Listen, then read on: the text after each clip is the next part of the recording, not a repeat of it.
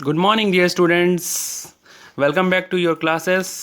Myself, CA Raunak Agarwal, and today we will do Chapter 5 Organizing. Chapter 5 organizing का full revision आज हम करेंगे। जैसा कि आप स्क्रीन में देख पा रहे होंगे, चैप्टर 5 जो ऑर्गेनाइजिंग है, वैसे तो बहुत बड़ा चैप्टर है, लेकिन अगर आप मेरा ये क्लास रिवीजन वाला कर लेंगे तो आपको ये बहुत आसानी से बहुत ही जल्दी समझ में आ जाएगा। और मैं ये चैप्टर को कम से कम टाइम में रिवाइज करवाने का पूरा कोशिश करूँगा। इसके साथ ही सारा टॉपिक डिस्कस होगा, आपके साथ सारा पॉइंट डिस्कस होगा और बेस्ट पॉसिबल मैनर में आपको ये रिवीजन करवा के दूंगा अच्छे से, ताकि आप एग्ज़ाम के लिए तैयार हो जाएं। और जो जो कुछ स्टूडेंट जो अगर मेरा पहले वाला क्लास नहीं किए हैं, अगर रिवीजन क्लास में भी बैठ जाते हैं तो उनको बहुत कुछ समझ में आ जाएगा, 80% समझ में आ जाएगा। लेकिन अगर डिटेल में पढ़ना है, पूरा एक एक चीज़ छोटा छोटा पढ़ना है, तो then you should go for chapter 5 part wise. I have done around 10 parts are there of chapter 5। Chapter 5 का 10 पार्ट्स में मैंने पढ़ाया है, वो आप पढ़ लीजिए। इससे पहले के वीडियोज़ में यूट्यूब में ही हैं, वही चैनल में, तो आप ज़रूर देख लीजिए अगर आपको डिटेल में पढ़ना है तो। और ये चैप्टर 5 का जो पार्ट है, ये ऑर्गेनाइजिंग का रिवीजन वाला पार्ट है। ये इसमें सिर्फ रिवीजन है, ये फास्ट फॉरवर्ड मोड में है। तो ये उन्हीं बच्चों के लिए है जो पहले से पढ़ लिए चैप्टर 5, या फिर वो मेरा पहले का 10 पार्ट वाला जो क्लास है आधे घंटे का, वो कर लिए हैं तो। और इसके अलावा भी आप अगर फास्ट फॉरवर्ड मोड में पढ़ना चाहते हैं तो इस क्लास को आप देख सकते हैं।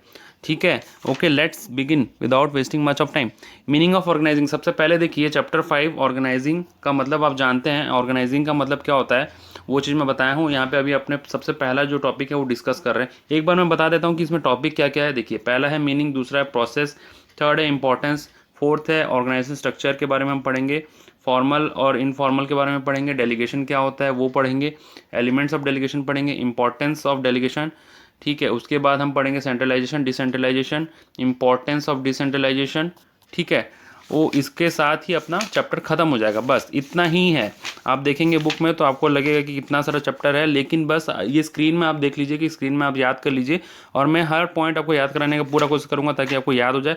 और आपको खाली स्क्रीन में जितना चीज़ लिखा हुआ है सिर्फ उसी को पढ़ना है। देखो, पूरा चैप्टर 5 इसी में समा गया। ये स्क्रीन आपके लिए बहुत ज़्यादा इंपॉर्टेंट है। तो ये जो चैप्टर 5 है, ये वीडियो को पूरा एंड तक देखना, ये पूरा रिक्वेस्ट है। अगर आप वीडियो को बीच में बंद किए या फिर आधे से गए तो आपके लिए ही खराब होगा, आप इसमें पछताएंगे, क्योंकि ये बहुत अच्छे तरीके से रिवीजन होने वाला है ये चैप्टर का। और आप बने रहिए रिवीजन के लिए। अब मैं स्टार्ट कर रहा हूँ जस्ट अभी। देखिए, पहला सा जो टॉपिक है, सबसे पहला है वो मीनिंग। ठीक है, मीनिंग हम जानते हैं कि ऑर्गेनाइजिंग में होता क्या है। मोटा मोटा तौर पे हम क्या करते हैं, डिपार्टमेंट बनाते हैं, अलग अलग डिपार्टमेंट बनाते हैं और जिम्मा देते हैं। ठीक है, तो organizing can be defined as identify and grouping different activities. पहले तो एक्टिविटी को आइडेंटिफाई किया जाता है और उसको फिर ग्रुप किया जाता है। ठीक है, अभी देखो यहाँ पे मैं बहुत ज़्यादा लिख नहीं सकता, तो क्योंकि ये रिवीजन क्लास है, मैं ऊपर ऊपर बता रहा हूँ आप लोगों को। ठीक है, सारा कुछ, और उसको ध्यान से सुनिए तो आपका हो जाएगा। तो ठीक है, identifying and grouping different activities. पहले तो क्या है, आइडेंटिफाई करते हैं, फिर ग्रुप बनाते हैं, ग्रुपिंग करते हैं कि कौन कौन सा काम करेगा, उसको ग्रुपिंग करते हैं। और उसके साथ ही क्या करते हैं, and bringing together physical, financial and human resource to establish most productive relation for achievement of specific goal of organization. मतलब क्या है, हिंदी में समझिए, ज़्यादा इंग्लिश में टेंशन मत लीजिए। पहले आइडेंटिफाई करते हैं कि एक्टिविटी क्या है, उसके बाद उसको ग्रुपिंग करते हैं, ग्रुपिंग करने के बाद काम को डिवाइड कर देते हैं और रिसोर्स वगैरह जो लगता है वो दे देते हैं, और ताकि ऑर्गेनाइजेशन का गोल जो है वो अचीव हो पाए। ठीक है, मीनिंग हमने ख़त्म कर लिया है। मीनिंग हमने ख़त्म कर लिया। अब है प्रोसेस।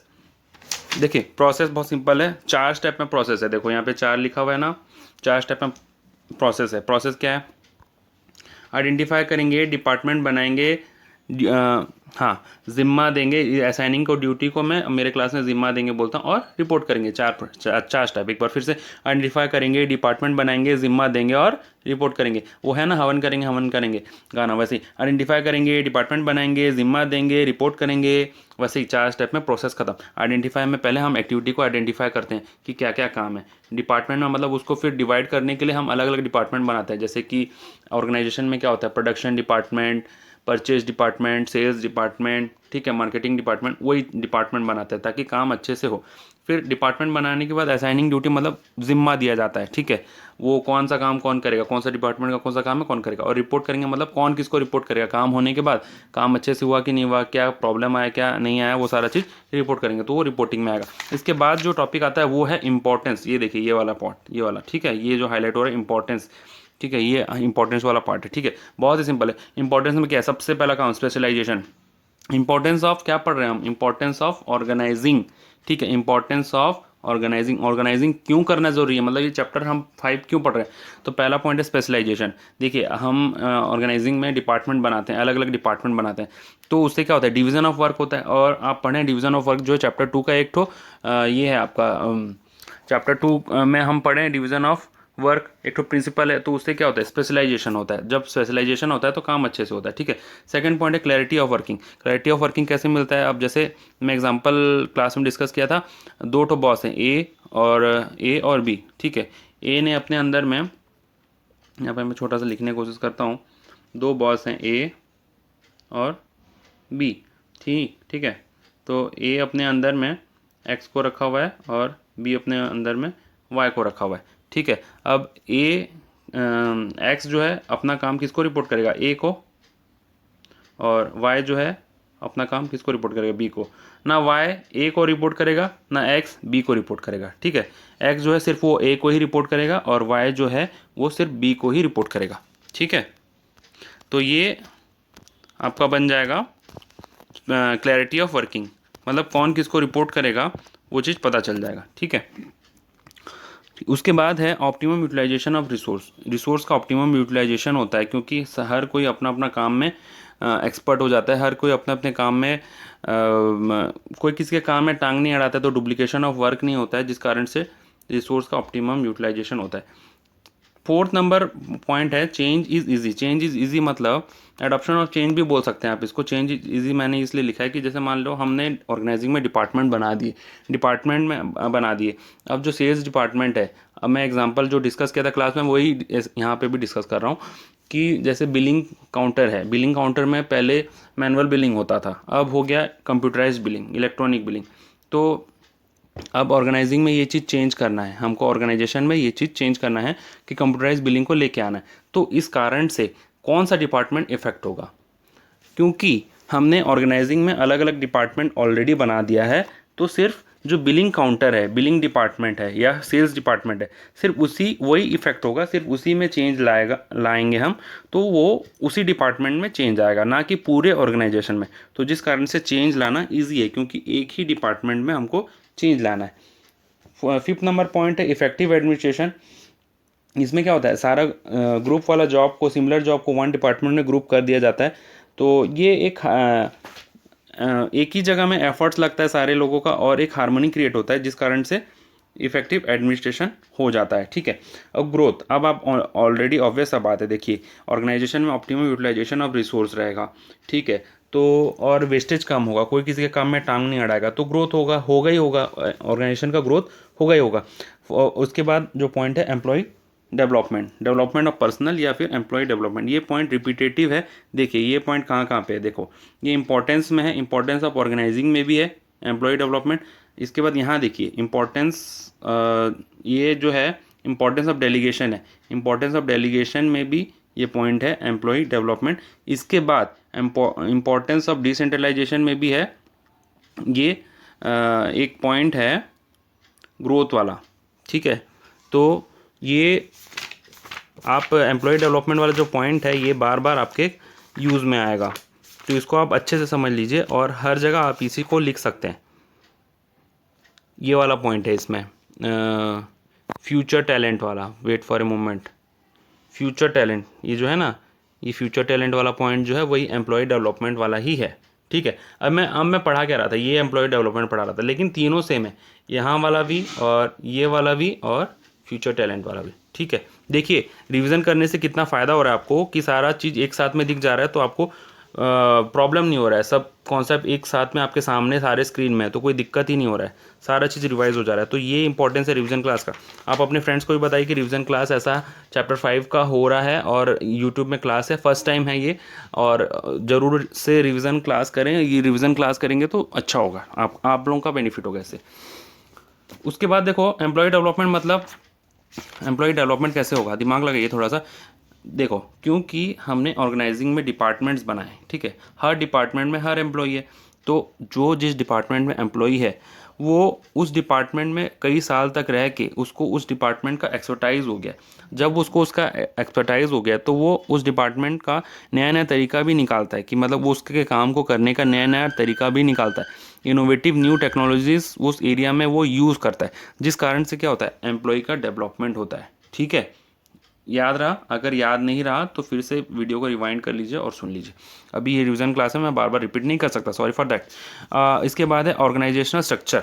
ठीक है, ऑर्गेनाइजेशनल स्ट्रक्चर मतलब दो टाइप का स्ट्रक्चर होता है, as you all know, functional structure और डिविजनल स्ट्रक्चर। फंक्शनल स्ट्रक्चर क्या होता है, जो कि देखो नाम से पता चल रहा है, जो कि फंक्शन से क्रिएट होता है। जैसे कि ऑर्गेनाइजेशन में क्या क्या फंक्शन होता है, production, purchase, sale, marketing, finance. ठीक है, उस टाइप से जो स्ट्रक्चर क्रिएट होगा ना, उसको बोलेंगे हम फंक्शनल स्ट्रक्चर। और इसके अलावा डिविजनल स्ट्रक्चर, डिविजनल स्ट्रक्चर में हमने डिस्कस किया था एग्जाम्पल टाटा कंपनी का, टाटा कंपनी का एग्जाम्पल हमने डिस्कस किया था।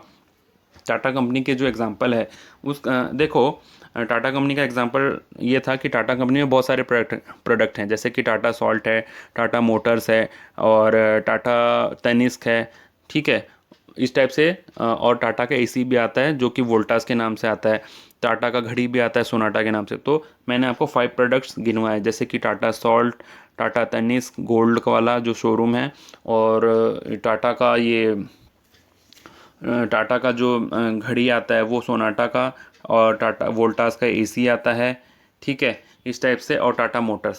5 टाइप के प्रोडक्ट हैं। मैं 5 आपको यहाँ पे एग्जांपल के तौर पे डिस्कस करवा रहा हूँ, वैसे तो बहुत सारे प्रोडक्ट हैं टाटा के। ठीक है, तो टाटा कंपनी जो है जिसमें कि बहुत सारे प्रोडक्ट हैं, तो एक एक प्रोडक्ट एक एक अपना एक कंपनी टाइप का है, तो उसको एक एक डिवीज़न बोलते हैं। ठीक है, तो वो उसको वैसे टाइप के कंपनी में डिविजनल स्ट्रक्चर फॉलो करना ज़रूरी है, क्योंकि हर एक प्रोडक्ट आपका अपना अपना एरिया है, अपना अपना मार्केट है, अपना अपना परचेज सेल सब कुछ है। ठीक है, ये चीज़ मैं यहाँ पे डिटेल में नहीं बता सकता due to shortage of time, फिर ये रिवीजन वीडियो नहीं रह पाएगा। तो इसीलिए अगर आपको डिटेल में जानना है तो आप नॉर्मल क्लास में आप देख लीजिए, आपको सब चीज़ डिटेल में मिल जाएगा। ठीक है, पूरा बहुत डिटेल में। यहाँ पे मैं रिवीजन करवा रहा हूँ, आपको फास्ट फॉरवर्ड मोड में याद करवा रहा हूँ। ठीक है, हाँ, और एक चीज़ है कि जो यहाँ पे प्रोसेस में लिखा हुआ है ना, जो सीक्वेंस में यहाँ पे आप देख रहे हो टॉपिक, इसी सीक्वेंस में आपका रिवीजन क्लास मतलब जो नॉर्मल क्लास बना हुआ है, तो आपको जो भी टॉपिक में डाउट है उसी हिसाब से आप क्लास देख लीजिएगा। ठीक है, तो मैं क्या डिस्कस कर रहा था, मैं फंक्शनल स्ट्रक्चर और डिविजनल स्ट्रक्चर डिस्कस कर रहा था। फंक्शनल स्ट्रक्चर मतलब होता है जो बेस्ड ऑन फंक्शन होता है, जैसे प्रोडक्शन, परचेज, सेल और मार्केटिंग, फाइनेंस, उसको बोलते हैं फंक्शनल स्ट्रक्चर। और डिविजनल स्ट्रक्चर मतलब बेस्ड ऑन डिवीजन होता है, जैसे कि टाटा कंपनी का बहुत सारा डिवीजन है, 5 टाइप का डिवीजन है, मैं 2 बार बता चुका हूँ। तो ये फंक्शनल स्ट्रक्चर और डिविजनल स्ट्रक्चर है, हर एक का अपना अपना मेरिट और डीमेरिट है। ठीक है, तो मेरिट क्या है फंक्शनल स्ट्रक्चर का, देखो फटाफट से बता देता हूँ। मेरिट क्या है, ऑक्यूपेशनल स्पेशलाइजेशन, मतलब it promotes efficiency in utilization of man power by performing similar job.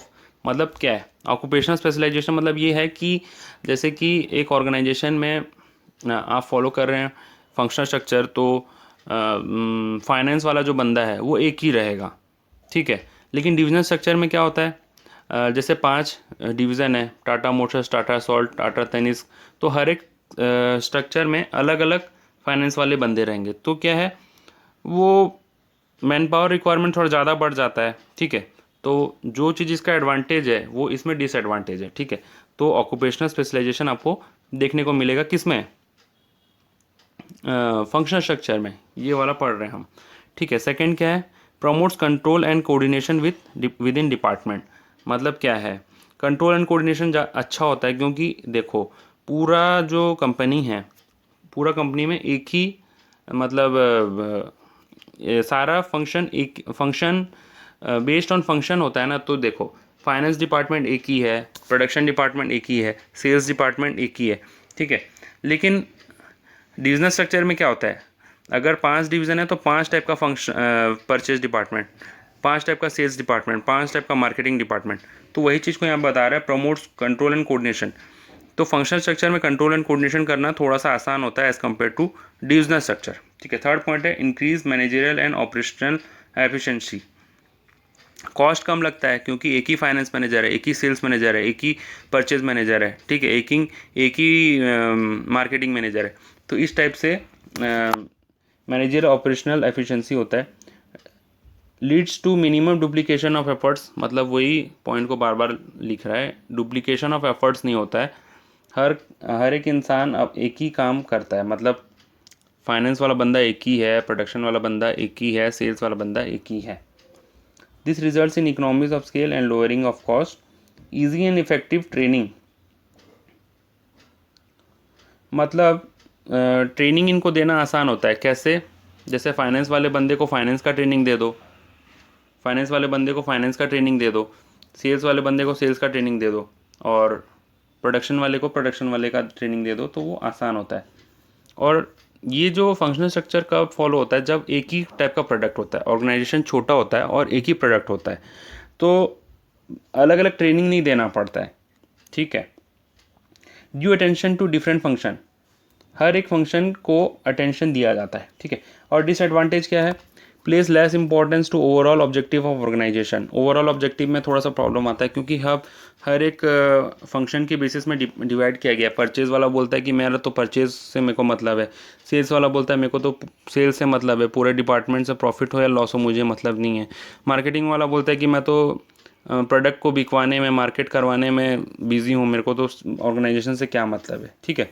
तो ये एक तो चीज़ अराइज होता है, तो कि ओवरऑल ऑब्जेक्टिव ऑफ ऑर्गेनाइजेशन का ओवरऑल ऑब्जेक्टिव में वो लोग ध्यान नहीं देते हैं, अपने अपने एरिया में ध्यान देते हैं.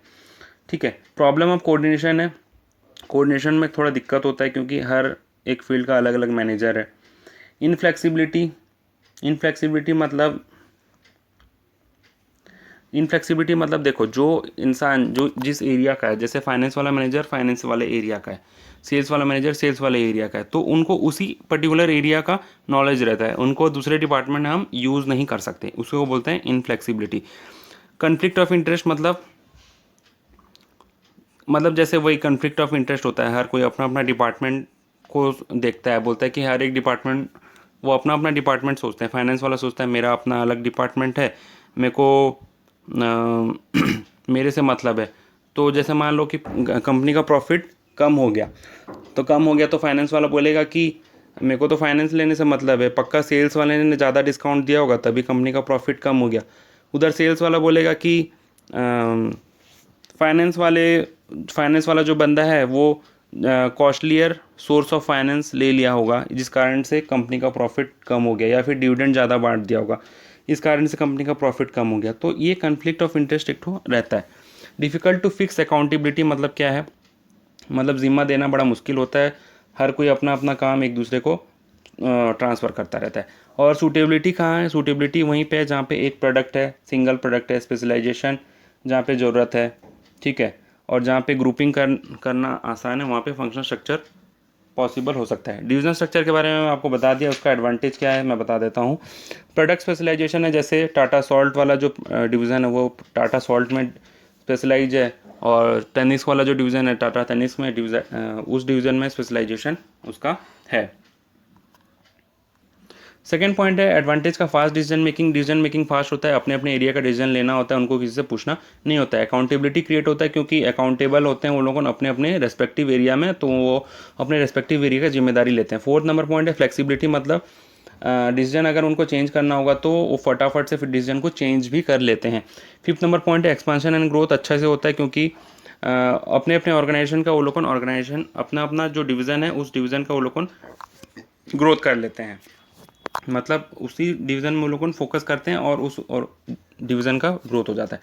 डिसएडवांटेज क्या है? मोर रिसोर्स रिक्वायर्ड, क्योंकि आप जानते ही हैं जब कंपनी बड़ा होगा तो रिसोर्स ज़्यादा लगेंगे, और रिसोर्स ज़्यादा लगेंगे तो पैसा भी ज़्यादा लगेगा. तो वही बात बोला है कि मोर रिसोर्स रिक्वायर्ड, हर एक डिवीज़न होगा, जैसे टाटा का अलग डिवीज़न, टेनिस का अलग डिवीज़न, मोटर्स का अलग डिवीज़न, एसी का टाटा वोल्टास एसी का अलग डिवीज़न. तो आप समझ ही सकते हैं कि रिसोर्स ज़्यादा लगेगा. प्रोडक्ट फोकस डिपार्टमेंट, मतलब वो लोग अपने अपने एरिया में फोकस करते हैं, ओवरऑल कंपनी जाए भाड़ में उनको मतलब नहीं होता है. कन्फ्लिक्ट, अब डिसएडवांटेज भी यही है, more resource required, product focus department. Third number है conflict may arise among department on allocation of resource, मतलब जैसे अगर टोटल रिसोर्स है 100 करोड़, तो 100 करोड़ में से टाटा मोटर्स वाला बोलेगा कि मेरे को 50 करोड़ चाहिए, उधर टाटा टेनिस वाला बोलेगा नहीं मेरा गोल्ड डिवीज़न ज़्यादा महंगा है, मेरे को 70 करोड़ चाहिए. अरे जब टोटल 100 करोड़ है तो मोटर्स वाला 50 करोड़ ले लिया तो गोल्ड वाला 70 करोड़ कहाँ से लेगा? ठीक है. तो वो चीज़ होता है, कन्फ्लिक्ट आता है on allocation of resource. Fourth number है increase in cost. Increase in cost क्यों होगा? क्योंकि डुप्लीकेशन ऑफ एक्टिविटी होगा. जैसे कि मैंने बताया था फंक्शनल स्ट्रक्चर में देखो हर एक डिवीज़न है, अलग अलग डिवीज़न है। मोटर्स, टाटा मोटर्स एक अलग डिवीज़न है, टाटा फाइनेंस एक अलग, सॉरी टाटा तनिष्क एक अलग डिवीज़न है, और टाटा सॉल्ट एक अलग डिवीज़न है। तो तीनों अलग अलग डिवीज़न के लिए आपको अलग अलग सेल्स मैनेजर, अलग अलग परचेज मैनेजर, अलग अलग फाइनेंस मैनेजर रखने पड़ेंगे। तो डुप्लीकेशन ऑफ एक्टिविटी होगा, जिस कारण से इंक्रीज इन कॉस्ट होगा। और यही चीज़ एडवांटेज है फंक्शनल स्ट्रक्चर का, वहाँ पे डुप्लीकेशन ऑफ एक्टिविटीज़ नहीं होते। सूटेबिलिटी कहाँ पे सूटेबल है, जहाँ पे कि सिंगल प्रोडक्ट है, और स्पेशलाइजेशन जहाँ पे चाहिए वो वहाँ पे सूटेबल है। इसके बाद हम पढ़े थे formal organization, feature, advantage, disadvantage. Informal organization, feature, advantage, disadvantage. Formal organization मतलब जो कि फॉर्मल ऑर्गेनाइजेशन जो कि मतलब जानबूझ के क्रिएट किया जाता है। जैसे कि मैं एग्जांपल डिस्कस किया था आपके साथ क्लास में, वेट,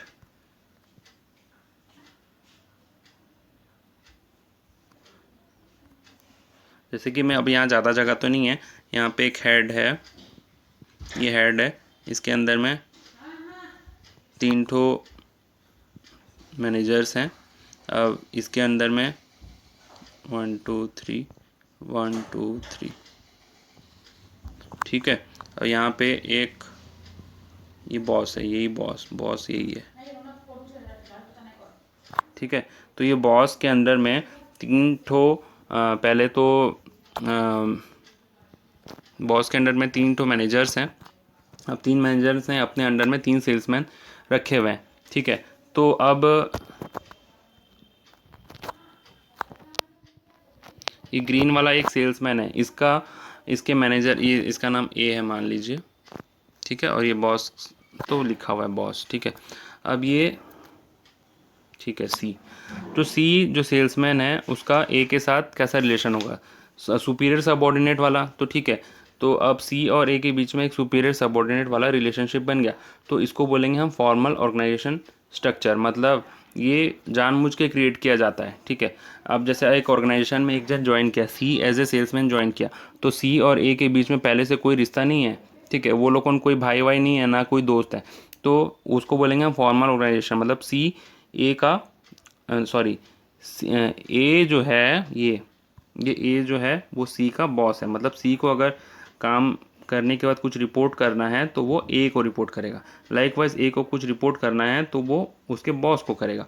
तो इसको बोलेंगे फॉर्मल ऑर्गेनाइजेशन स्ट्रक्चर। मतलब इसमें इसमें मतलब कोई, मतलब आपस में कोई रिश्ता नहीं रहता है। ये लोग जब जॉब में काम करते हैं तो उस वक्त ये फॉर्मल ऑर्गेनाइजेशन स्ट्रक्चर बनता है, ठीक है। और इसका फीचर्स यही है कि it is created intentionally, it is created for achievement of organisation goal. मतलब ऑर्गेनाइजेशन का गोल को अचीव करने के लिए क्रिएट किया जाता है, जानबूझ के क्रिएट किया जाता है। और इसमें हर किसी का एक एक स्पेसिफिक काम होता है, ए का एक स्पेसिफिक काम है, सी का अलग एक स्पेसिफिक काम है। और फिक्स्ड ऑथोरिटी और डिसीजन मेकिंग होता है, सबका एक एरिया होता है कि उस एरिया में वो उसको उनको काम करना है, उससे एक्सीड नहीं करना है। सुपीरियर सबऑर्डिनेट रिलेशनशिप होता है, आप जानते ही हैं। Principle of scalar chain follow होता है, ठीक है, फॉर्मल ऑर्गेनाइजेशन स्ट्रक्चर में। एडवांटेज क्या है, सिस्टमेटिक वर्किंग, अच्छा से सिस्टमेटिक काम होता है। Achievement of organization objective, organization का ऑब्जेक्टिव में अचीव करने के लिए ये बहुत ज़्यादा हेल्पफुल होता है। ओवरलैपिंग ऑफ वर्क नहीं होता है, एक दूसरे का काम दोबारा से ओवरलैपिंग नहीं करते हैं। मतलब हर कोई अपने अपने काम में मगन रहता है। कोऑर्डिनेशन अच्छा होता है, creation of chain, scalar chain create होता है। मोर एम्फसाइज ऑन वर्क, सिर्फ काम के ऊपर ज़्यादा ध्यान देते हैं ये लोग, ठीक है। डिसएडवांटेज क्या है, कोई भी काम डिले इन एक्शन होता है। मतलब कोई मैसेज पहुंचाना है, अब जैसे सी है, सी को बॉस तक एक मैसेज पहुंचाना है तो बहुत डिले इन एक्शन, बहुत टाइम लगता है, क्योंकि सी पहले ए को बोलेगा, फिर ए बॉस को बोलेगा, ठीक है, उसमें होता है। लेकिन इनफॉर्मल स्ट्रक्चर में क्या होता है, इनफॉर्मल स्ट्रक्चर मतलब जो कि जानबूझ के क्रिएट नहीं किया जाता, ये ऑटोमेटिक हो जाता है। अब जैसे मान लो सी यहाँ पे बहुत दिन से काम कर रहा था, सी बहुत दिन तक काम किया, तो ए के साथ उसका फ्रेंडशिप हो गया, तो अब सी और ए के बीच में फ्रेंडली रिलेशन बन गया, ठीक है। अब ए जो है वो सी का बॉस नहीं रहा, अब ये दोनों दोस्त बन गए। अब ये दोनों दोस्त बन गए तो ये लोगों को और भी कुछ चीज़ शेयर कर सकते हैं ऑर्गेनाइजेशन का काम के अलावा, जैसे अपना पर्सनल मैटर भी डिस्कस कर सकते हैं, और अपना मतलब कोई प्रॉब्लम है वो भी डिस्कस कर सकते हैं, ठीक है। तो ये इनफॉर्मल ऑर्गेनाइजेशन स्ट्रक्चर है, ठीक है। दोनों का अपना अपना एडवांटेज डिसएडवांटेज है। बेसिकली पहले फॉर्मल ऑर्गेनाइजेशन स्ट्रक्चर क्रिएट होता है, उसके बाद इनफॉर्मल स्ट्रक्चर ऑटोमेटिक क्रिएट हो जाता है, ठीक है। डिसएडवांटेज ऑफ फॉर्मल स्ट्रक्चर क्या है, डिसएडवांटेज इसका क्या है कि पहला मैं कर लिया डिले इन एक्शन, दूसरा मैंने बता रहा हूँ ignore social needs of employ. Social needs of employ मतलब belongingness, love, affection, family, friends, psychological satisfaction, ठीक है, ये सारा चीज़ इग्नोर करता है कौन, फॉर्मल ऑर्गेनाइजेशन स्ट्रक्चर, वो उसका डिसएडवांटेज है। और तीसरा डिसएडवांटेज क्या है कि एम्फासाइज ऑन वर्क ओनली, ठीक है, मतलब सिर्फ काम काम काम काम के अलावा और कुछ नहीं। लेकिन इनफॉर्मल ऑर्गेनाइजेशन स्ट्रक्चर का एडवांटेज क्या है, कम्युनिकेशन फास्ट होता है। जैसे कि क्लास में एग्जांपल दिया था, सी जो है यहाँ का सेल्समैन ज़रूर है, लेकिन ये जो यहाँ पे बॉस बैठा हुआ है वो सी का अंकल है, ठीक है, वो सी के अंकल हैं। अब सी को जो इन्फॉर्मेशन पहुँचाना है बॉस तक, कुछ मान लो अर्जेंट है, तो वो सी डायरेक्ट बॉस को बोल सकता है ना, तो वही चीज़ होता है, फास्टर कम्युनिकेशन यहाँ पे होता है, ठीक है। एडवांटेज, पहला एडवांटेज है। दूसरा फुलफिल सोशल नीड्स। अब जैसे सी और ए फ्रेंड बन गए तो ए जो है सी का सोशल नीड्स को भी पूरा कर पाएगा। जैसे मान लो उसका कोई प्रॉब्लम है, घर वर में कोई प्रॉब्लम है, खाने पीने का कोई दिक्कत है या फिर कोई और प्रॉब्लम है, तो वो सोशल नीड्स पूरा कर पाएगा वो, ठीक है। करेक्ट फीडबैक मतलब जैसे बॉस जो है वो सी के अंकल हैं, तो सी मान लो बॉस ने पूछा सी से कि सी मुझे बताओ कि ऑर्गेनाइजेशन कैसा चल रहा है, सब काम कैसा चल रहा है, तो सी जो है करेक्ट फीडबैक देगा अपने अंकल को, क्योंकि सी को जो है अंकल से कोई डर नहीं रहेगा, तो वो फीडबैक करेक्ट देगा, ठीक है। डिसएडवांटेज क्या है इनफॉर्मल स्ट्रक्चर का, डिसएडवांटेज यही है कि कई बार र्यूमर फैल जाता है, झूठ मूठ का गलत सलत चीज़ पहुंच जाता है। ये सर एक सर्वे के मुताबिक 70% ऑफ इन्फॉर्मेशन जो फैलता है इनफॉर्मल स्ट्रक्चर से वो र्यूमर्स होता है, ठीक है, र्यूमर्स मतलब अफवाह। No systematic working, systematic working होता ही नहीं है, क्योंकि सी जो है वो ए और सी फ्रेंड बन गए हैं, तो सिस्टमेटिक वर्किंग कहाँ से होगा, वो लोग अपना मन मर्जी काम करेंगे। कई बार नेगेटिव रिजल्ट भी आ जाता है, मे ब्रिंग नेगेटिव रिजल्ट। और फोर्थ पॉइंट है मोर एम्फसाइज ऑन इंडिविजुअल इंटरेस्ट, मतलब ए जो है वो सी को ज़्यादा इंपॉर्टेंस देगा, ऑर्गेनाइजेशन जाए भाड़ में, तो ये इनफॉर्मल ऑर्गेनाइजेशन का डीमेरिट्स है। तो हर एक ऑर्गेनाइजेशन का मेरिट्स, हर एक चीज़ का मेरिट्स डीमेरिट्स होता है, लाइक वाइज फॉर्मल और इनफॉर्मल स्ट्रक्चर का अपना मेरिट्स और डीमेरिट्स है। इसके बाद हम पढ़े थे डेलीगेशन। डेलीगेशन मतलब अपना काम दूसरे को देना, ठीक है, अपना काम दूसरे से करवाना ताकि काम आसानी हो, बोझ हल्का हो, ठीक है, क्योंकि जो मैनेजर्स है, जो मैनेजर हैं वो सारा काम अकेले नहीं कर सकते, क्योंकि जो managers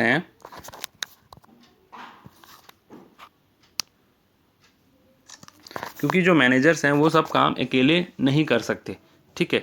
so they need to delegate, मतलब डेलीगेशन मतलब अपना काम जिम्मा किसी और को देना। जैसे कि एग्जांपल मैंने क्लास में डिस्कस किया था कि प्रिंसिपल सर सारा काम नहीं कर सकते, तो वो बिजनेस स्टडीज़ पढ़ाने वाला जो काम है वो पर्टिकुलर काम उन्होंने मुझे दिया हुआ है, ठीक है, तो वो एक सब्जेक्ट से रिलीव हो गए और ये काम करने का जिम्मेदारी मेरा, ठीक है। तो डेलीगेशन मतलब अपना काम दूसरे से करवाना। सेकंड एग्जांपल मैंने दिया था कि आपके घर में आपकी मदर सारा काम नहीं कर सकते, ठीक है, मान लीजिए उन्होंने अपना कुछ काम सीता आंटी को दिया हुआ है, सीता आंटी अब क्या करेंगे, सीता आंटी वो काम को करके मम्मा को देंगे, ठीक है। तो डेलीगेशन करने के लिए there should be three elements to fulfil the delegation. पहले तो जिस इंसान को आप काम डेलीगेट करेंगे उसको आप रेस्पॉन्सिबिलिटी देंगे, दूसरा ऑथोरिटी देंगे, और तीसरा अकाउंटेबल, मतलब जिस इंसान को आप काम दिए वो आपके काम के लिए अकाउंटेबल रहेगा। मतलब जैसे कि प्रिंसिपल सर ने मुझे काम दिया बिजनेस स्टडीज़ पढ़ाने का, तो पहले तो उन्होंने मुझे काम दिया, this is called responsibility. Second authority, मतलब रेस्पॉन्सिबिलिटी के साथ ऑथोरिटी भी देना पड़ेगा, मतलब ऑथोरिटी मतलब पावर। अगर वो बोलते हैं कि मुझे बिजनेस स्टडीज़ पढ़ाना है, तो बिजनेस स्टडीज़ पढ़ाने के लिए मेरे को क्लास के अंदर एंटर करना पड़ेगा और स्टूडेंट्स के साथ इंटरेक्ट करना पड़ेगा, तो वो दैट इज़ कॉल्ड पावर। अगर जैसे मान लीजिए कि प्रिंसिपल सर बोल दिए कि बिजनेस स्टडीज़ तो पढ़ाओगे लेकिन क्लास के अंदर मत घुसना, फील्ड में खड़े होकर पढ़ाओ, तो it is impossible for me to teach you business studies, ठीक है। तो रेस्पॉन्सिबिलिटी के साथ ऑथोरिटी देना ज़रूरी है, बल्कि रेस्पॉन्सिबिलिटी और ऑथोरिटी बराबर होना चाहिए, ना ज़्यादा ऑथोरिटी हो ना ज़्यादा रेस्पॉन्सिबिलिटी हो, ठीक है। ये मैं बताया था डिटेल में वहाँ पे। अकाउंटेबिलिटी मतलब आंसरेबल, ठीक है, मतलब अब जैसे कि answerable for non completion of work.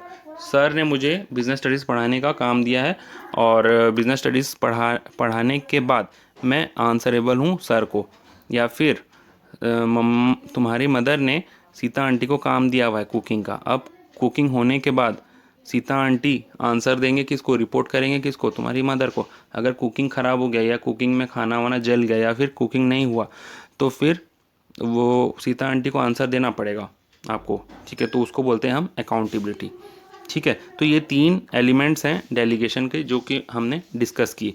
इसके साथ में एक है principle of absoluteness of accountability. इसका मतलब क्या है, डेलीगेशन करने के बाद भी सुपीरियर का ज़िम्मा ख़त्म नहीं होता, पूरा ज़िम्मा सबॉर्डिनेट का नहीं होता। जैसे मान लीजिए कि डेलीगेशन कर दिया, प्रिंसिपल सर ने मुझे बिज़नेस स्टडीज़ पढ़ाने का काम डेलीगेट कर दिया। अब क्या ये डेलीगेशन के बाद वो जिम्मा से मुक्त हो गए? नो, वो जिम्मा से मुक्त नहीं हुए, क्योंकि वो अभी भी जिम्मेदार हैं। अगर मान लीजिए मैं बिज़नेस स्टडीज़ आप लोगों को नहीं पढ़ाता अच्छे से, या फिर क्लास बंक कर देता हूँ, क्लास में नहीं आता, ठीक है, क्लास छुट्टी मार देता हूँ, तो उसके लिए कल को आपका रिज़ल्ट ख़राब होगा, तो उसके लिए प्रिंसिपल सर जिम्मेदार होंगे, क्योंकि उन्होंने अपना काम डेलीगेट किया था। लेकिन डेलीगेशन के बाद भी वो जिम्मेदार हैं, ठीक है। इसी को बोलते हैं principle of absoluteness of accountability, ठीक है, याद रहेगा। अगर मैं क्लास में एग्जांपल दिया था कि 1000 यूनिट बिस्किट बिकवाना है और 5 सेल्समैन हैं, और 5 सेल्समैन में से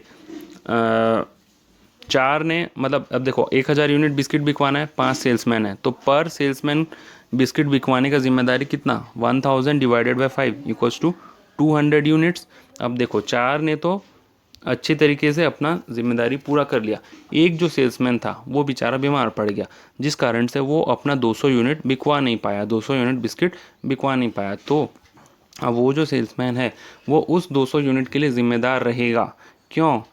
वो तो जिम्मेदार रहेगा ही सेल्समैन, उसके साथ ही उनका जो बॉस था वो भी उसके लिए ज़िम्मेदार रहेगा। इसी को बोलते हैं principle of absoluteness of accountability. इसके बाद जो टॉपिक है वो है इम्पोर्टेंस ऑफ डेलीगेशन, जिसको कि हमने मेमोरी कोड MCW घी के नाम से याद किया था। M फॉर मैनेजमेंट इफेक्टिव, मतलब इफेक्टिव मैनेजमेंट होता है। C for coordination, W for workload reduce, मतलब वर्कलोड रिड्यूस होता है, जो डेलीगेशन करता है अपना काम उसका वर्कलोड रिड्यूस होता है। G for growth, H for hierarchy, E for employ development, E for employ motivation. तो MCW घी अगर आपको याद रहा तो आपको इंपॉर्टेंस ऑफ डेलीगेशन याद रहेगा। M for effective management, C for coordination, W for workload reduce, G for growth, H for hierarchy, E for employ development, E for employ motivation. तो एक बार मैं बता देता हूँ सारे पॉइंट को। M फॉर मैनेजमेंट इफेक्टिव, मतलब इफेक्टिव मैनेजमेंट आप याद कर सकते हैं।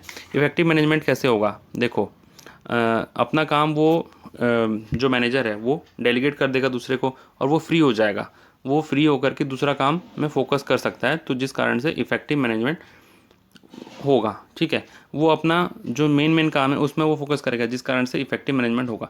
दूसरा है कोऑर्डिनेशन, बेटर कोऑर्डिनेशन होगा। देखो जिसको हमने काम डेलीगेट किया है वो अपने काम के लिए जिम्मेदार होगा, तो कोई एक दूसरे के काम में टांग नहीं अड़ाएगा, तो कोऑर्डिनेशन अच्छा होगा।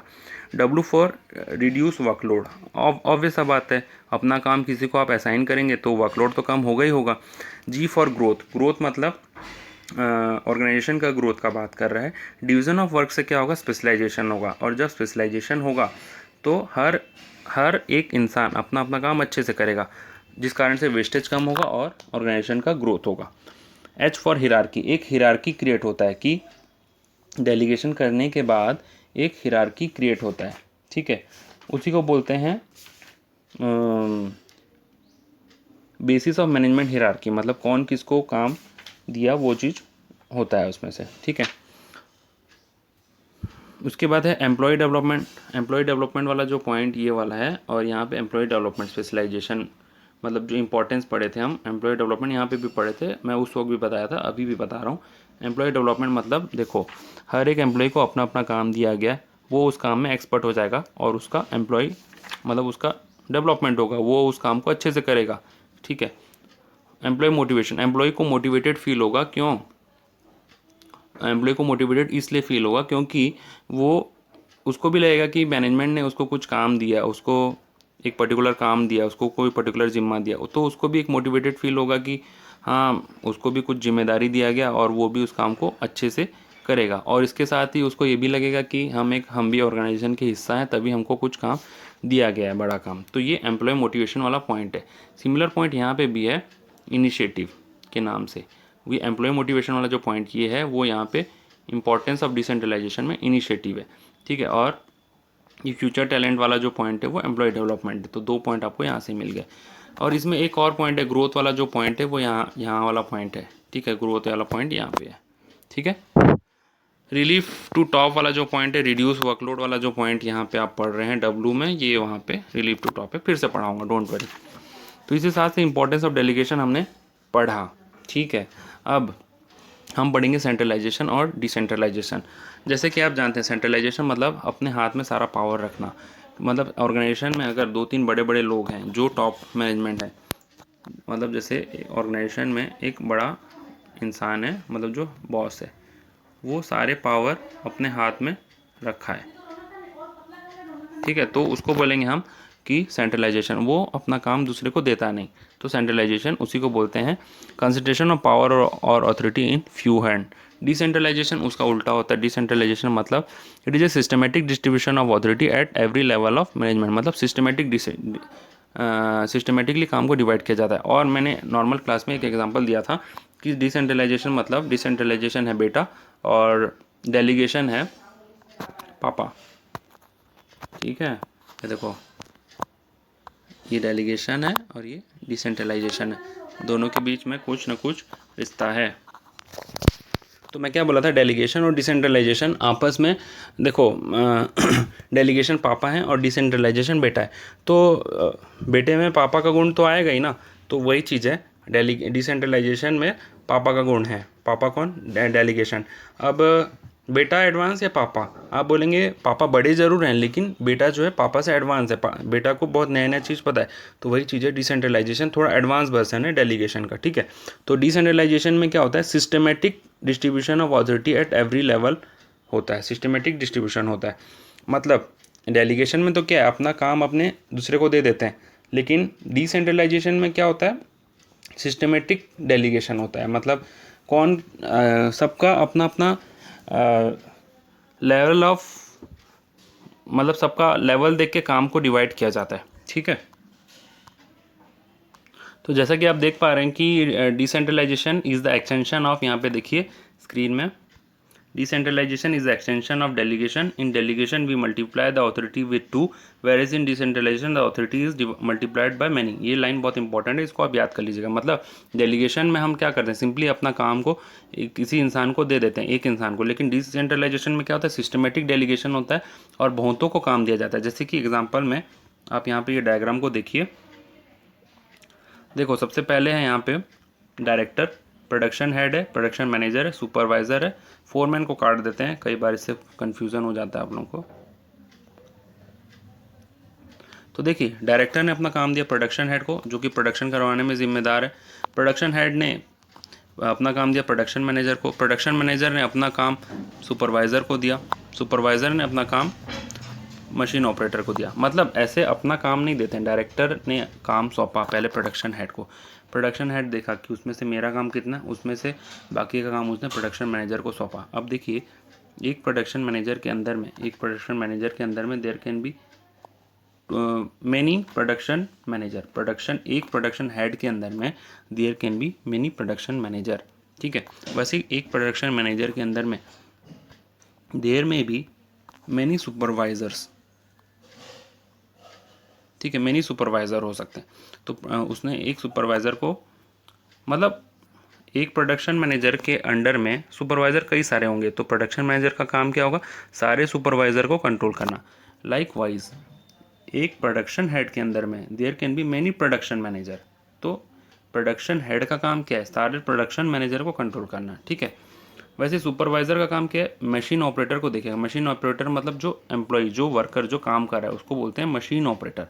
तो ये होता है डिसेंट्रलाइजेशन, मतलब काम को बांटा जाता है अपर से लोअर में, ठीक है।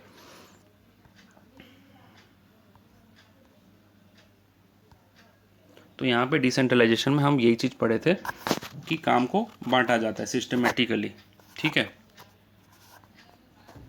तो अब इसके बाद हम पढ़ रहे हैं आई होप कि आपको समझ में आ गया होगा। देखो डेलीगेशन जो है ना, डेलीगेशन इज़ नेसेसरी, अगर डेलीगेशन ज़रूरी है, but decentralization is optional. Decentralization जो है वो ऑप्शनल है। डिसेंट्रलाइजेशन, आप ऑर्गेनाइजेशन बड़ा है तो डिसेंट्रलाइजेशन हो सकता है, और लेकिन डेलीगेशन क्या है, डेलीगेशन तो ज़रूरी है, क्योंकि जो ऑर्गेनाइजेशन के हेड हैं अगर वो सारा काम खुद करने लगे तो फिर ऑर्गेनाइजेशन चलेगा ही नहीं। तो डेलीगेशन करना ज़रूरी है, अपना काम बांटना ज़रूरी है। ठीक है, तो अब जो लास्ट टॉपिक रहेगी आपका वो है ये इम्पोर्टेंस ऑफ डिसेंट्रलाइजेशन, जिसका कि मेमोरी कोड है DRC-GIF। ठीक है, DRC-GIF, जिसमें से कि बहुत सारा पॉइंट आप पढ़ चुके हैं इम्पोर्टेंस ऑफ डेलीगेशन में। अब यहाँ पे पढ़ रहे हैं हम डिसेंट्रलाइजेशन। ठीक है, पहला पॉइंट है D for decision making quick. Decision जो होता है क्विक होता है, क्योंकि सबका काम बटा हुआ है। ठीक है, आप ऑर्गेनाइजिंग चैप्टर में ही ये पढ़ रहे हैं कि काम को बांटना है, तो ऑर्गेनाइजिंग चैप्टर में काम बांटेंगे तो डिसीजन मेकिंग जो होगा क्विक होगा, तो ये ऑब्वियस सा बात है। R for relief to the top, जब कोई अपना अपना काम बांटता है तो उसको रिलीफ मिलता है, वो अपने अपने एरिया में फोकस करता है, उसको सारा काम नहीं करना पड़ता, तो रिलीफ टू द टॉप वाला पॉइंट यही बोलता है। और इसी को मैं बताया भी था, ये किसके बराबर है, ये वर्कलोड रिड्यूस वाला जो पॉइंट है, W वाला पॉइंट, ये वही चीज़ है, रिलीफ टू द टॉप। ठीक है, अब आगे है कंट्रोल। कंट्रोल अच्छा होगा या ख़राब होगा, आप खुद बोलिए। अच्छे से कंट्रोल होगा या ख़राब होगा, क्योंकि हर इंसान अपने अपने एरिया में काम कर रहा है, अपने अपने एरिया के लिए वो अकाउंटेबल है। अब देखिए इसमें ये जो डायग्राम था, मशीन ऑपरेटर का काम मशीन ऑपरेटर कर रहा है, सुपरवाइज़र का काम सुपरवाइज़र कर रहा है, सुपरवाइज़र का काम सुपरवाइज़र कर रहा है, तो हर कोई अपने अपने एरिया के लिए अकाउंटेबल है, तो जिस कारण से अच्छा काम होगा। ठीक है, तो कंट्रोल भी अच्छा होगा। DRC हमने कंप्लीट किया, यहाँ पे DRC कंप्लीट किया। G फॉर ग्रोथ, अब देखेंगे decentralization grand autonomy and freedom at to lower level, it has the subordinate to do the work in a manner best suited to their department. उनको जैसा लगता है अच्छा, वो अपने अपने डिपार्टमेंट में वैसा काम करते हैं। This will lead to generate more revenue which can be use for expansion, तो ग्रोथ अच्छा होगा। मतलब अपने तरीके से काम करते हैं, अपने तरीके से काम करते हैं, तो उनको उस ऑर्गेनाइजेशन में जैसा सही होता है वो वैसे काम करते हैं, तो इससे ज़्यादा पैसा आता है और ग्रोथ होता है। इनिशिएटिव वाला पॉइंट मैं बोला था कि वो एम्प्लॉय लोग मोटिवेटेड फील करते हैं, उनको जब काम बांटा जाता है तो उन लोगों को भी ऐसा लगता है कि हम भी ऑर्गेनाइजेशन के हिस्सा हैं, तो वो मोटिवेटेड फील करते हैं और वो कुछ नया नया चीज़ भी करते हैं, उसको बोलते हैं डिसीजन मेकिंग। और वो कुछ मतलब डिसीजन मेकिंग तो नहीं बोलते, गलत बोला मैंने, वो बोलते हैं कि उनको ऐसा लगता है कि वो भी ऑर्गेनाइजेशन के हिस्से हैं, तो वो भी कुछ नया नया इनिशिएटिव लेते हैं। ठीक है, तो वो फिर इनिशिएटिव लेके डिसीजन मेकिंग में भी हेल्प करते हैं। और फ्यूचर टैलेंट मतलब क्या होता है, देखो ये डायग्राम देखो सारे, जैसे जो मशीन ऑपरेटर है, मशीन ऑपरेटर बहुत साल तक मशीन ऑपरेटर रहा, तो वो जानता है कि सुपरवाइज़र का काम क्या है, सुपरवाइज़र क्या करता है, आके चेक करता है मैं सही से काम कर रहा हूँ कि नहीं, तो मशीन ऑपरेटर सुपरवाइज़र का काम भी सीख जाता है। ठीक है, तो इससे ये होता है कि जैसे मान लो सुपरवाइज़र ऑर्गेनाइजेशन छोड़ के चले गया, तो मशीन ऑपरेटर को, जो अच्छा मशीन ऑपरेटर है उसको हम सुपरवाइज़र बना सकते हैं। तो इससे क्या हुआ, इससे ये हुआ कि फ्यूचर टैलेंट एक ऑर्गेनाइजेशन का क्रिएट हो गया, फ्यूचर टैलेंट एक तो बन गया ऑर्गेनाइजेशन में। ठीक है, एम्प्लॉय डेवलपमेंट भी बोल सकते हैं इसको, और ये फ्यूचर टैलेंट भी बन गया। लाइकवाइज सिमिलरली अब सुपरवाइज़र जो है, वो सुपरवाइज़र जानता है कि प्रोडक्शन मैनेजर का काम क्या है, कई साल से वो देखता आ रहा है प्रोडक्शन मैनेजर को। तो मान लीजिए प्रोडक्शन मैनेजर ऑर्गेनाइजेशन को छोड़ करके चला गया, तो क्या हम सुपरवाइज़र को प्रोडक्शन मैनेजर बना सकते हैं? यस, बिल्कुल बना सकते हैं, सुपरवाइज़र जो है वो प्रोडक्शन मैनेजर बनाया जा सकता है। So with this we completed entire chapter 5 organizing revision. और रिवीजन अच्छा लगा होगा तो वीडियो को लाइक कीजिए, अपने फ्रेंड्स के साथ शेयर कीजिए। कोई डाउट होगा रिवीजन में तो आप नॉर्मल क्लास रेफ़र कर सकते हैं, डिटेल में पढ़ना है तो आप नॉर्मल क्लास रेफ़र कर सकते हैं। चैनल को सब्सक्राइब ज़रूर कीजिएगा ताकि आपको इस टाइप के रिवीजन वाले वीडियो और बिजनेस स्टडीज़ से रिलेटेड वीडियो मिलते रहें और आप अपना फ़ायदा करवाते रहें। Thank you for watching this video. Like ज़रूर कीजिएगा, शेयर ज़रूर कीजिएगा अपने फ्रेंड्स के साथ, वीडियो अच्छा लगा होगा तो, ताकि सबका अच्छा मार्क्स आए, सबको फ़ायदा हो इस वीडियो से। Thank you very much, have a good day, bye bye.